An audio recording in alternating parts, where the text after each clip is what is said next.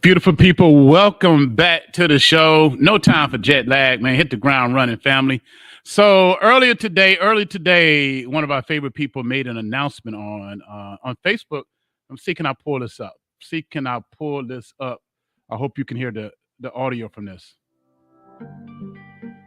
Hi, I'm Brandon Davis, and today I am enthusiastically announcing my candidacy for the 14th Circuit Court. That's right, I am running for the non-incumbent regular term judicial seat in Muskegon County. I'm running because, like many of you, I know what it's like to feel misunderstood and unheard. I'm running because my professional experience, that of having served as a senior assistant prosecutor and a defense attorney in private practice, along with my lived experience, that of being a single custodial parent, as well as a community member and community leader, has prepared me for this role. I'm running because I truly believe that I can make an impact on the lives of every litigant that appears before me. I'm running to make a difference. And I'm asking for your support.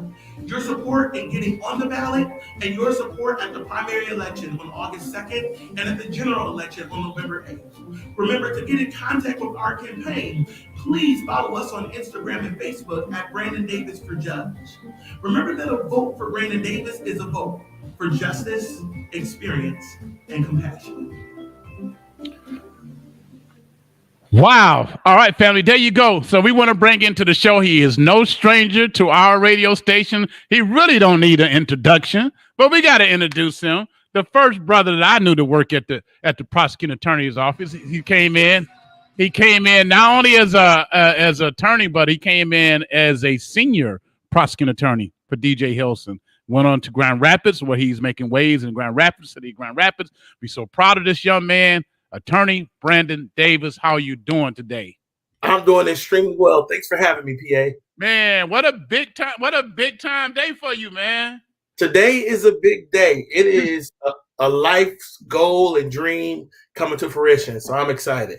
And with the beard, now you look like a judge. You know what I mean? With all the out here, we gotta get it together.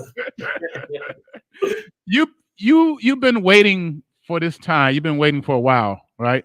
I have.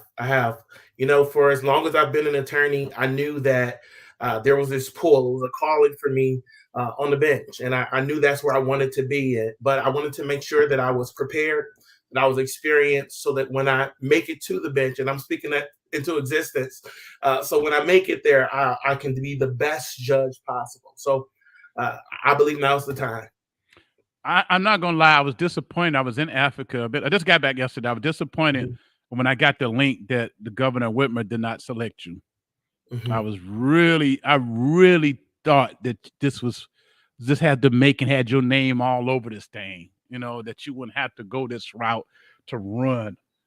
You had everything, not saying that Judge Hoops won't be okay, Attorney Hoops, he'd probably be fair, but we already got a bunch of white men on the bench. I ain't gonna lie. I don't want you to say that. I have to say that because those might be your coworkers, and they all we got fair people there now, and we came a long way. We came a long way. So none of the judges I really have problems with. They know if I had a problem, I would have talked about it. But I thought you really should have been picked, but so you won't have to run this election. But you win. What's your inspiration behind this run? There's so much behind it, PA. The first thing is that when I think about, my background, as you already talked about, I came to Muskegon in 2013 after being, growing up in Detroit my entire life. I grew up in inner city Detroit. I was surrounded by everything that people try to run away from. I often tell the story that my mom didn't allow me to ride my bike up and down my street because it was too dangerous, right? So, I could go to the house to the left and the house to the right, and that was it. And that's not an exaggeration. That's the real, right? Yeah. And when I talk about it, I try to make people understand that, the people I grew up around, most of them are not where I am. And I know it's not because I've been so good or I've been so great. I've just been fortunate, and I'm grateful for the grace of God. I'm grateful for the ability to have education. I'm grateful for a great family that's put me in a position now that allows me not just to serve myself, but to serve others. So the inspiration behind me wanting to be on the bench is to serve somebody else. And PA, that's what my entire career has been about. I started off in actually private practice. I worked for a defense firm straight out of law school. I got interviewed on a Sunday, hired the same day, and started that next day on a Monday, which was crazy. But right after that, I started working in Wayne County's prosecutor's office, and it was trial by fire. They threw us in a courtroom and said, "Do your job," right? So I was in a felony courtroom with a stack of files. That's not how they train you in Muskegon. But in Detroit, there's a lot of cases. Right. And they send you and say, "Get the job done." And I think it made me a great lawyer, made me very competent and strong and skilled in what I do. But yeah, it was an interesting pathway to get here. But I'm grateful, for having had the opportunity to serve under DJ Hilson, and now in Grand Rapids, but also doing private practice, and all of those things have prepared me for this place. What have you been able to accomplish over in Grand Rapids? So the Office of Oversight and Public Accountability is a new office. It was started about 2 years ago, and I'm the inaugural director. So the purpose behind the office is to bring increased accountability and transparency in public safety operations. And we know where we are as a country right now. That's a cry we've heard all across the country, not just in West Michigan, but everywhere. So we've done a lot of great stuff. We built out an expungement program. It's something that I'm very proud of and I'm excited about. Actually, April 2nd, we'll be doing this huge West Michigan expungement symposium. And what's going to happen at that expungement symposium is people come in off the street, and we have a group of attorneys that are going to be there, and we're going to assist people with walking through the process to get their criminal records clear. That's that type of work that I'm excited about and that I love doing, right? So that's one of the things we've done. We've also instituted a strategic plan which really guides the work of the Office of Oversight and Public Accountability. And then we're involved in, conversations around police reform. We're involved in helping to develop policy. Most recently, there was a policy around surveillance equipment that my office took the lead on redeveloping. That was a partnership with other city departments, but we took the lead on getting that done in conjunction with the NAACP. It's been great work coming out of that office. And those things that have been done there help to shape my experience so that when I make it to the bench, and again, I'm speaking that thing today, but when I make it to the bench, I will have not only, my courtroom experience as a trial attorney with over 50 felony jury trials, but also the experience of working through policy and navigating tough situations with individuals. Well, so your experience, you have the credentials, you have the qualifications in. Thank you. I appreciate that. I talk about it, but whenever I think about people going to the bench, and this is before I was running, I think it's important that you have two things. You need experience, first of all, but you need two types of experience, in my opinion. You need lived experience and professional experience, and those things are not the same. When as a judge, you sit and you hear cases of individuals, and generally you're looking at people in their worst day. Most people are not excited about being in a courtroom. For me as a lawyer, I enjoy it, right? Like I walk in the courtroom, a smile usually is on my face, and I'm ready to do my thing, right? This is a place that I enjoy. But for the people that we're representing, and the people that we're assisting, and the people with whom we're helping to achieve justice, this usually is not their best day. So it's something different when you have attorneys or judges who are able to not only understand the law, and that's important, not only have the trial experience, that's extremely important, not only know how to navigate the rules of evidence, but they also understand the people. They understand the experiences that the individuals are talking about. They recognize that their life experience is different than some other people's, and that's okay. And I think that's something unique that I bring as a person, and that's my lived experience as somebody who hasn't always gotten it right. As somebody that hasn't come from, the best backgrounds, and who didn't always have everything I desired, but who had fortitude, who had a commitment, and who now was in a place where they can help others. I think that's what's important.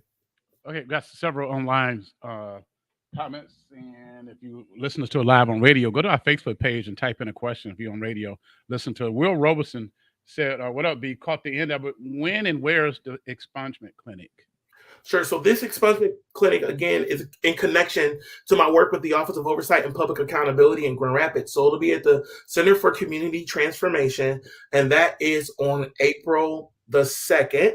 And it'll begin at 9 a.m. and it goes till 5 p.m. Again, that's the Center for Community Transformation from 9 a.m. to 5 p.m.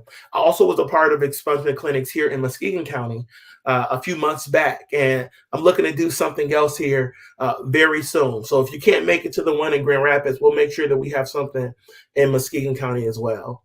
And Have that your will be my personal work. Brandon, have your office been able to hold police accountable in Grand Rapids?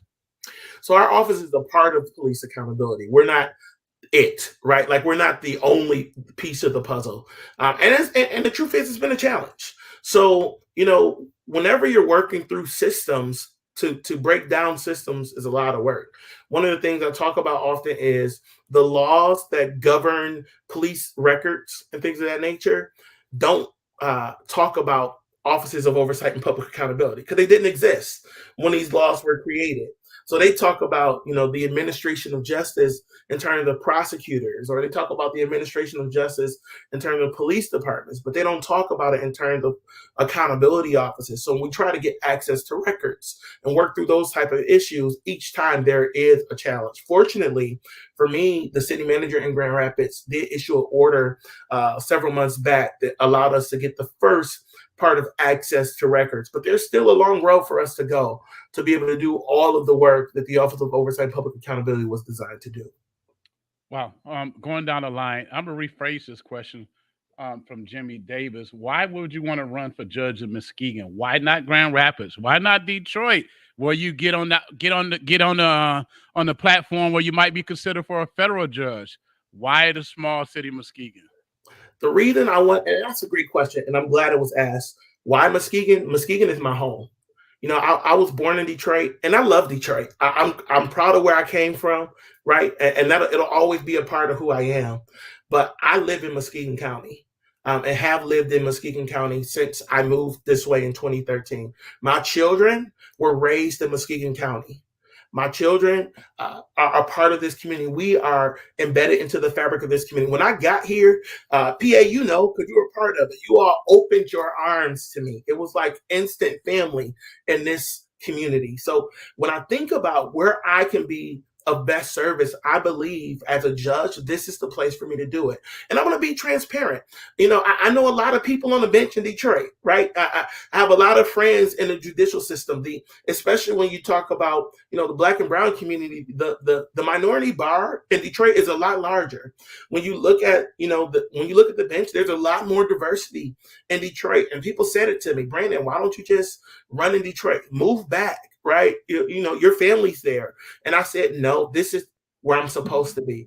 I'm supposed to be helping Muskegon County. Why? Because Muskegon County helped me. Muskegon County stood in the gap for my family and I. And without going into too much detail or getting too personal, I remember when, my oldest daughter was hit by a car, and she was walking home from school. In fact, I was working at the prosecutor's office at this time, and I got a call from someone I didn't know at the time saying, is this Brandon Davis? Your daughter was hit by a car. And I rushed out of the office and got there. And there were people, community members, who were standing there waiting with my daughter until I could get there. I didn't know them personally, but they'd seen me, right? They had love for who I was and my family. And now, to this day, they hold such a special place in my heart. This is where we live. This is where the need is, and this is where I believe I can truly make a difference. So that's why. Special place, man. I agree. There's nothing like this place. It's a special place for love. It really is. It's small enough that we can love each other, and big enough to move around and do things and do different things. And sure. I'm glad you're running. This is a big task because you would be the first Black male elected for the first term. Judge Pittman was appointed by governor. I think it was Engler. What makes you think you can pull this thing out? I believe in this community. That's why. I know what I hear when I'm in community and when I'm serving. And what I hear from community is that they want representation, and representation matters. And I'm not running just to be a representative. That's not what this is. I'm running because it's the whole package. And I see a need and believe I can help there. But why do I think I can pull this off?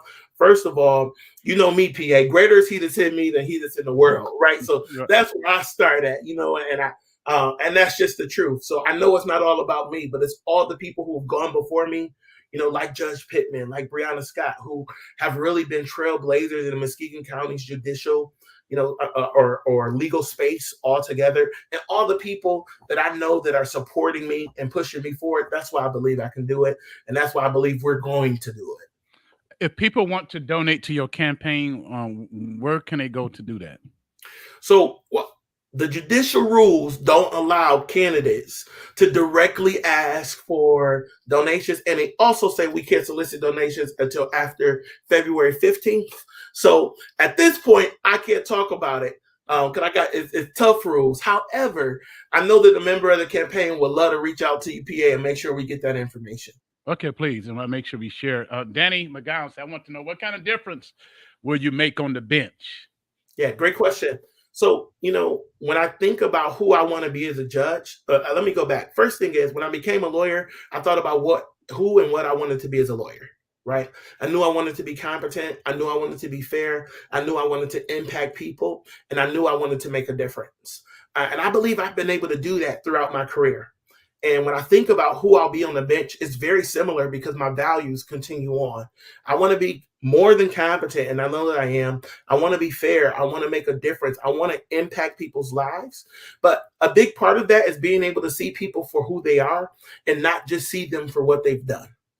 And sometimes when you can't relate to an individual's experience, you get stuck at what they've done.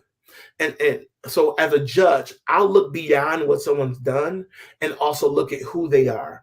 Oftentimes what I think about is, defendants find themselves before a judge, and I look at pre-sentence reports of my clients, and many times they don't have, high school diplomas. Many times they don't have GEDs, and they find themselves in this cycle of criminal behavior.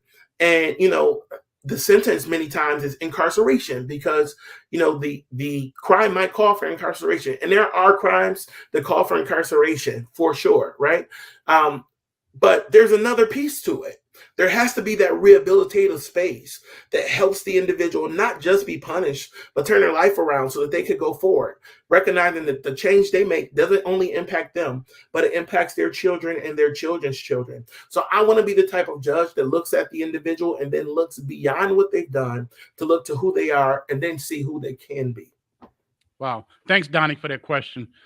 Victor Sanders said, how can your Detroit upbringing help you on a role as a judge candidate? Well, I'll tell you this, growing up in Detroit, you got to have some grit to you, right? So I think I could take a couple, licks to keep on ticking for sure. That's the real when I talk about it that way. But the truth is that, Detroit, especially in the legal space, gave me the opportunity to gain experience quickly. So, most people, when they become lawyers, especially in communities like Muskegon or smaller places, it takes a long time to really gain a great deal of experience, or longer than it does in larger cities.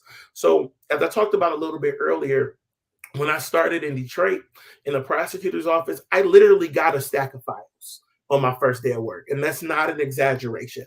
And they were felony files. Now, in Muskegon County, you almost always start in district court, which is misdemeanor cases, right? And usually there's somebody to supervise you to make sure you got it going. In Detroit, it's not like that. That's just not how it goes. You get the stack of files and they expect you have graduated, you have passed the bar. Now you're in a space where you need to do what it takes to do your job. And I think that I've learned a couple things that way. First thing is trial by fire. I've learned how to pick up on things quickly. I've learned how to adapt to situations. I've learned how to take what I can from where I am and apply it to the betterment of others. So all of those things come from my Detroit upbringing, both legal and outside of the courtroom. Well, Dr. Pulsifer said he was commenting in regards to the question that Mr. McGowan had made, that was a very good reason to run and get elected. The next comment coming from Eddie Sanders, a Holy Ghost-filled African-American knowing the mind of the inner city circuit court judge in Muskegon will be monumental. I appreciate that, Elder. Thank you, sir. Yes. Will we see a change if you get? I know once you become a judge, you might not be able to come drop a mixtape every 6 months, man. Are you still gonna be out there singing? Huh? Yeah, I checked out the rules to make sure I'll still be able to do my thing, and they allow for the arts, so I'll still be singing for sure.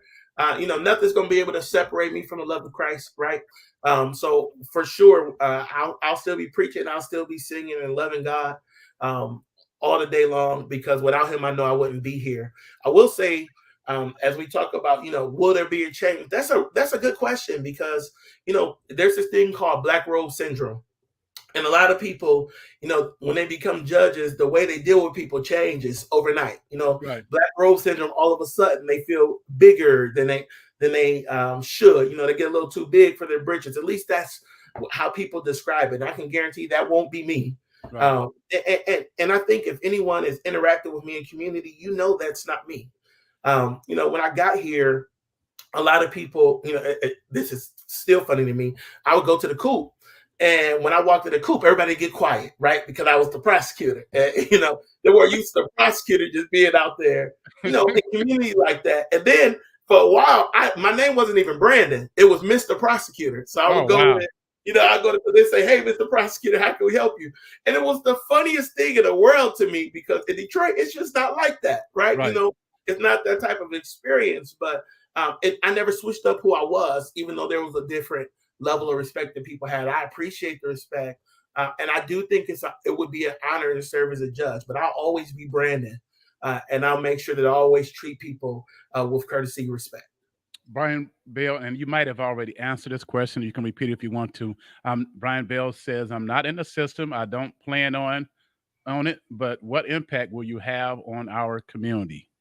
Yeah, thanks, Deke. When we talk about making an impact on community on the bench, a judge's job is to fairly rule over cases, right? So it's different than other types of elected officials, like a mayor or city council person who's voting based on their own opinion, or what they think is in best interest of their constituents. A judge's job is to uphold the law, but a judge has to be able to interpret the law, read the law, and apply the law fairly. What type of impact do I make? My lived experience, my professional experience comes together to allow me to apply the law fairly, while recognizing that people are people and treating them with courtesy and respect. I think that the tough part, even though Muskegon County is a smaller county, the court system is very busy. So when you think about that type of system, judges applying individual tailored approaches to every single aspect of a probation sentence, that's a lot, right? That's a heavy lift, and the law doesn't allow candidates to say, "This is what I'll do in a case." So I can't say that to you today, but what I can tell you is that I'll be fair. What I can tell you is that my focus will be on justice. What I can tell you is that I will always be compassionate. And those are values that I live by. So I'll definitely bring them to the bench with me. Samantha Ferguson said, "We are so proud, so very proud of you." And I'm sure you probably got a squad together already, right? Yeah, I've been putting a squad together, and I appreciate them. Anybody else that wants to get on the team, we would love to have you.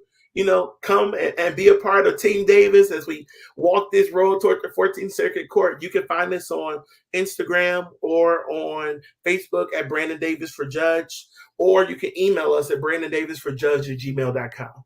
You got a hashtag movement going on?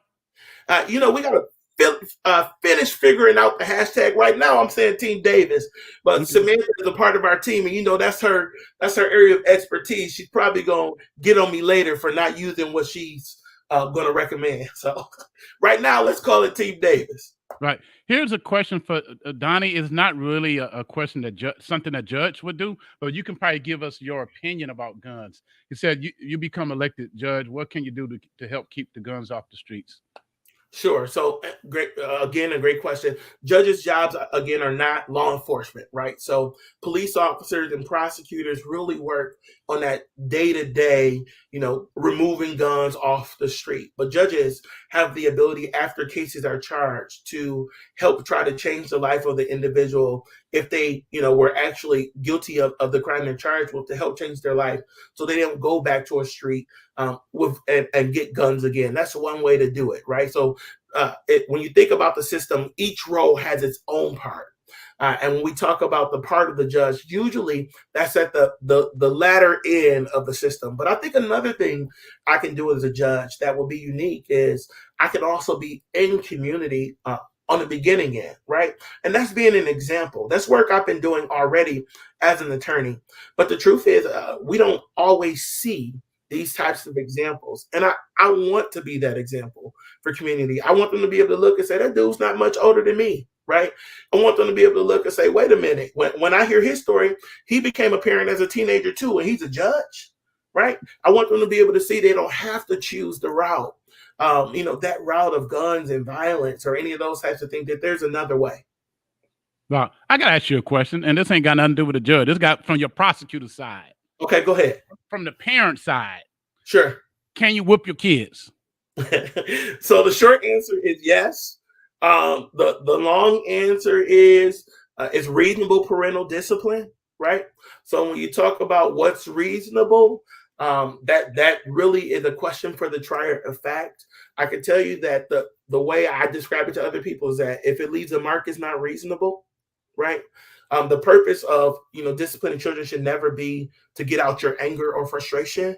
Right. So the law doesn't expressly say, that the spankings are not allowed. But if we're just transparent, we grew up at a different time where, it wasn't really spankings, it was beatings, right? It was all those types of things. And those things are not okay. So I want to be clear about that, right? That's not okay. And I know I say it with a smile because it was, our experience back then that was very normal. But is discipline allowed? Most certainly discipline is allowed. Deacon Bell sharing, spirit of rise, spoil the child, man. Is that going to cause a conflict up on the bench? At the end of the day, I know we're saying in the jest, I don't take, the abuse of children, in any way as a joking matter. I do believe there's a place for discipline, but there's never a place for abuse. In fact, as a prosecutor, I handle cases involving abuse, more specifically, child sexual abuse. And those are some of the cases that stick with me the greatest, because you think about the irreparable harm it causes somebody. And I take that seriously. And I would take it seriously as a judge as well. And you already answered this, but Big Rob, he was on another task, so he didn't. I'm putting this up there for you. Will this community lose you, Brandon Davis, the human being, because you are a judge? Yeah, thanks for the question, Big Rob. I did talk about that a little bit, but the answer is no. And I will always be Brandon. I can't be anyone else but Brandon. The truth of the matter is that, when I got here, people expected me to fit a mold, right? To behave in a way that they expected lawyers to carry themselves. And when it came to, the space in the courtroom, I'm going to always be on top of my stuff. But as a member of this community, I'm always going to be real. And no matter what position I have, if I'm a lawyer, if I'm a judge, if I'm just Brandon, I'm always going to be Brandon, right? So how did you feel when Eminem was on stage last night? I enjoyed the Super Bowl. I thought the halftime show was cool. I know this Eminem took a knee. I wanted the messaging behind it. I didn't know if he was honoring the show or honoring Black Lives Matter or whatever it was, but I thought the show was pretty dope.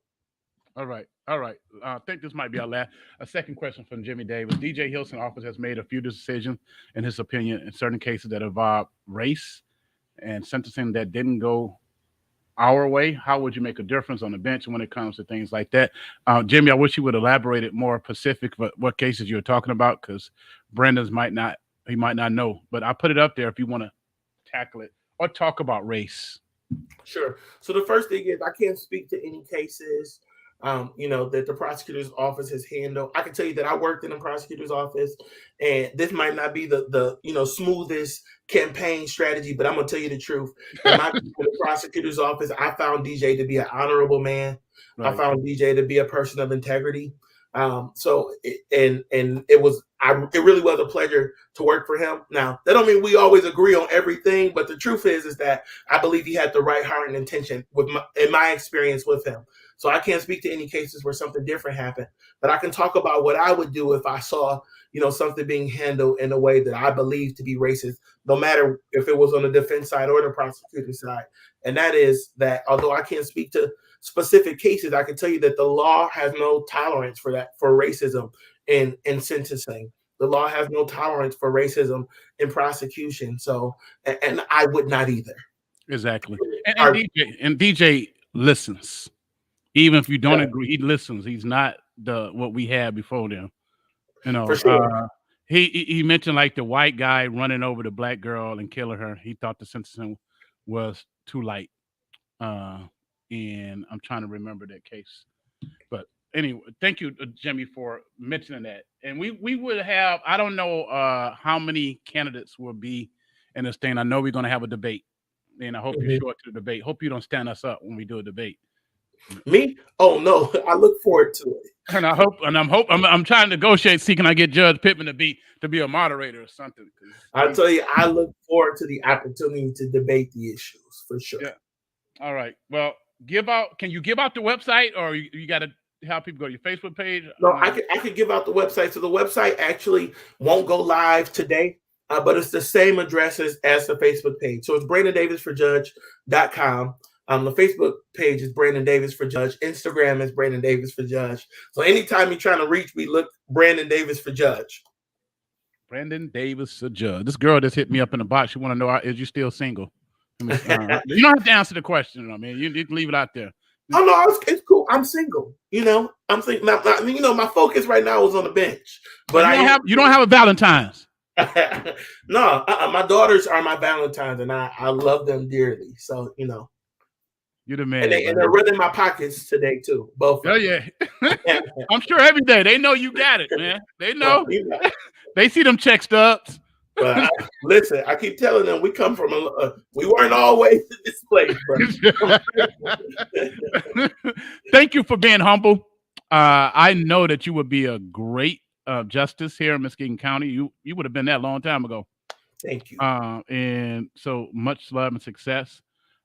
We need a bunch of Brandon Davises on the bench, not just one.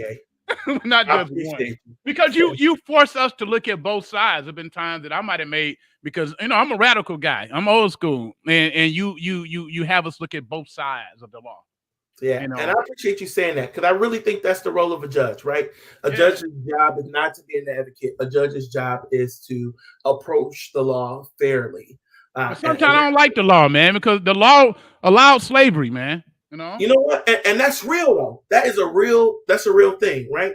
But it's also, you know, the law through the Supreme Court that ended up outlawing a lot of this stuff as well, right? When we think about, you know, segregation, separate but equal schools, and things of that nature, those wrongs were righted through the law as well.